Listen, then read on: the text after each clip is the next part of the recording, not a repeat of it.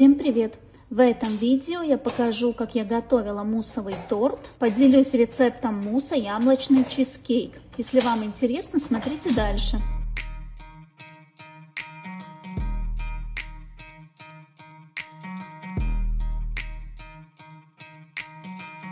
Нам понадобится яблочное пюре. Яблочное пюре мы готовим так же само, как и для зефира. Желатин замачиваем в холодной воде, оставляем для набухания. К горячему яблочному пюре добавляем белый шоколад. Все перемешиваем, чтобы шоколад растворился в пюре. Была однородная масса.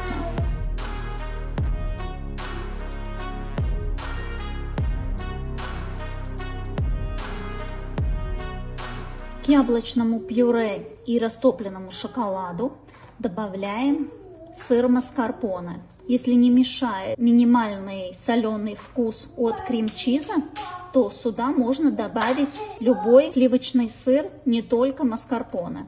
Перемешиваем все однородности, должна быть однородная гладкая масса. Набухший желатин растапливаем, добавляем в общую массу, перемешиваем венчиком.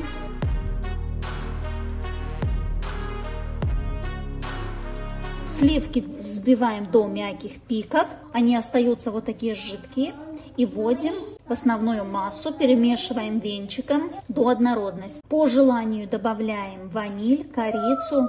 Я добавила щепотку ваниль и корицы. Слишком много корицы я не добавляла, чтобы мусс не был темного цвета.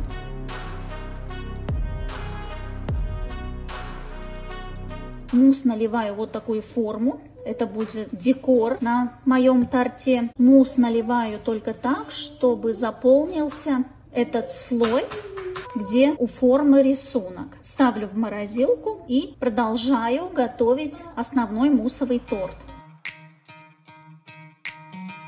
Форма у меня 24 сантиметра в диаметре, но у нее нижняя часть немного уже, верхняя часть 24, а нижняя уже там 22 с чем-то. Наливаю слой мусса, примерно 1-1,5 сантиметра, кладу бисквит. Это у меня бисквит Джоконда. Я добавила бисквит, грецкие орехи и немного корицу.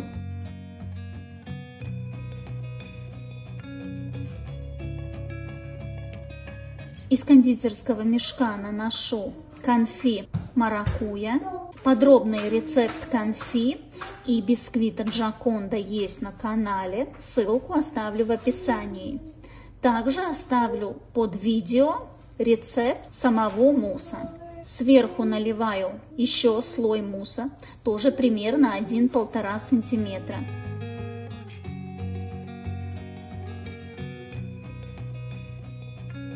Кладу второй слой бисквита, на котором я уже отсадила конфи. Можно, конечно, бисквит с конфи заморозить, и тогда будет удобнее класть этот бисквит в мусс.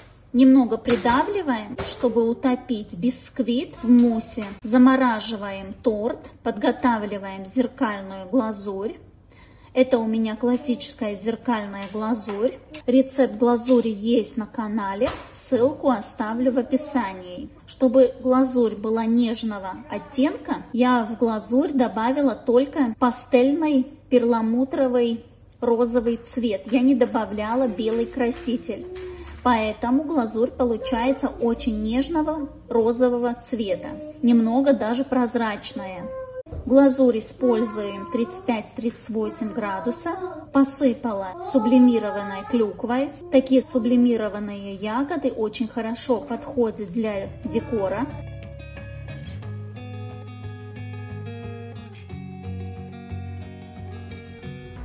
Велюром покрыла мусс, который я подготавливала в форме с узором.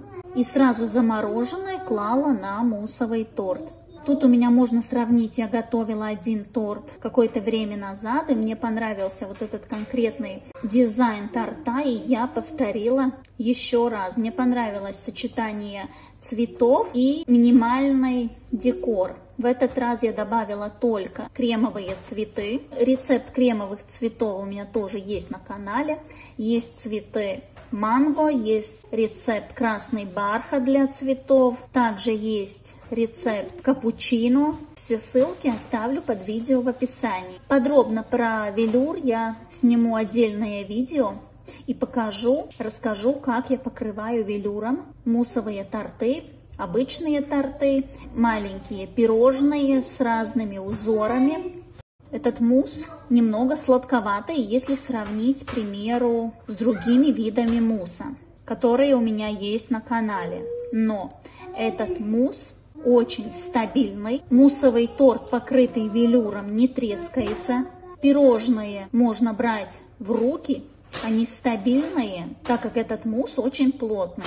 Если сравнить с другими видами мусса. Обычно мусс очень нежный. Если вы планируете, что вам надо торт вести, и вы не уверены, что муссовый торт выдержит, то я советую выбрать конкретно этот мусс. Из этого самого мусса я готовила и вот эти розочки, порционные пирожные. Я везла свой торт 3 часа в багажнике машины, без кондиционера, только покрытый зеркальной глазурью, украшенный, не размороженный. И пока доехала до конца, торт почти разморозился. Он был такой консистенции, как бы он уже размороженный, но еще не успел полностью согреться. Мне нравится, когда муссовый торт не полностью размороженный при комнатной температуре, а когда он еще внутри такой холодноватый. В целом в этом торте очень идеальное сочетание вкусов. Яблоко, корица, грецкий орех и маракуйя очень хорошо между собой дружат. Советую вам попробовать и убедиться. Если вам понравилось видео, ставьте лайк, подписывайтесь, комментируйте, жмите на колокольчик, чтобы не пропустить новые видео, рецепты, эксперименты. Всем пока!